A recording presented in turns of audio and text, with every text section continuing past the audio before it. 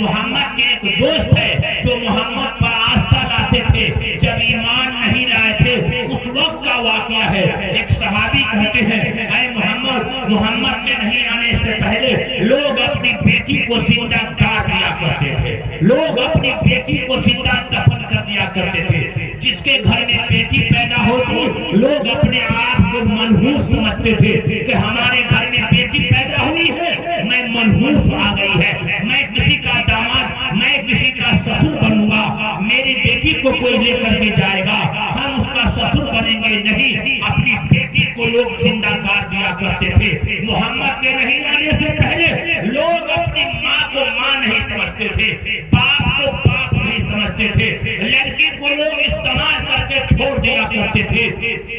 ایک صحابی نے واقعہ لکھا، محمد صلی اللہ علیہ وسلم کے پاس بیٹھے ہیں، کہا یا نبی صلی اللہ علیہ وسلم میں بہت بڑا ایک گناہ کیا ہوں، کیا معاف ہو جائے گا؟ کیا گناہ ہے تمہارا؟ کہتا ہے محمد صلی اللہ علیہ وسلم میں ایمان نہیں لانے سے پہلے میرے 3 سال کی ایک بیٹی تھی جو بڑی خوبصورت ہماری بیٹی تھی، سماج کی نہیں بلکہ میری بیٹی تھی، میرے جگر کا ٹکڑا تھا، لیکن اے محمد صلی اللہ علیہ وسلم ایمان نہیں لانے سے پہلے میری بیٹی 4 سال کی ہو گئی، میں اس کے ساتھ کھاتا تھا پیتا تھا، ایک دن میرے دماغ میں بھوت سوار ہو گیا، فساد آ گیا کہ اس بیٹی کو زندہ دفن کر دیا جائے، میں کسی کا داماد بنوں گا۔ میں بیٹی کے ساتھ کھانا کھا رہا تھا، میری 4 سال کی بیٹی کھانا کھا رہی تھی، اچھا سا کپڑا پہنے ہوئی تھی، میں اسے کھانا کھلا دیا اور کھانا کھلانے کے بعد میں ایک کدال لے لیا اور ہماری بیٹی ہمارے ساتھ ہو گئی اور کہا کہ ابو جی کہاں چل رہے ہیں؟ کہا کہ محمد صلی اللہ علیہ وسلم میں اس کے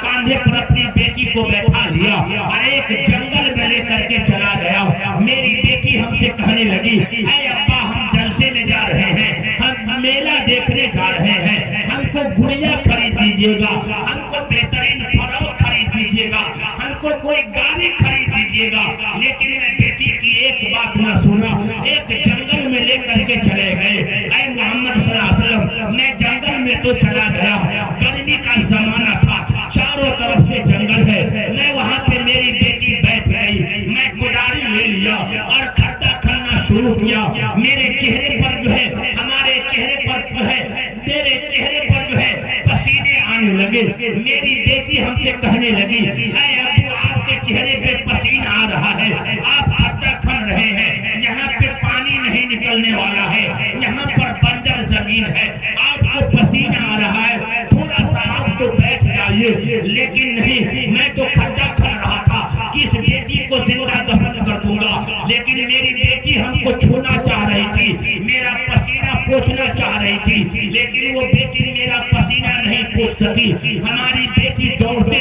دوڑتے گئی۔ اے محمد صلی اللہ علیہ وسلم میری پیاری سی بیٹی جاتی ہے، ایک بڑا سا پتھر لے کر کے آتی ہے اور پتھر پر کھڑی ہو جاتی ہے اور سورج کے سامنے کھڑی ہو جاتی ہے کہ میرے باپ کے چہرے پہ دھوپ نہ لگے، میرے باپ کے چہرے پہ کرن کی روشنی نہ لگے، اس کا پسینہ سوکھ جائے۔ لیکن نہیں، جب میں بیٹھ گیا میری بیٹی اٹھتی ہے اور اپنے فراق سے میرے چہرے کا پسینہ پوچھتی ہے اور کہتی ہے ابا تھوڑا سا سستا لو، تھوڑا سا رک جاؤ، لیکن اے محمد صلی اللہ علیہ وسلم میں نہیں رک سکا، میں نے ایک مرتبہ کھڈا کھن لیا، کھڈا کھننے کے بعد کنواں کھننے کے بعد میں اپنے چھوٹی سی اسی بیٹی کو 4 سال کی بیٹی کے دونوں ہاتھ کو پکڑ کر کے میں نے اس کنویں میں ڈال دیا۔ وہ چلاتی رہی اے میرے پاپا میرا قصور کیا ہے، میرا جرم کیا ہے،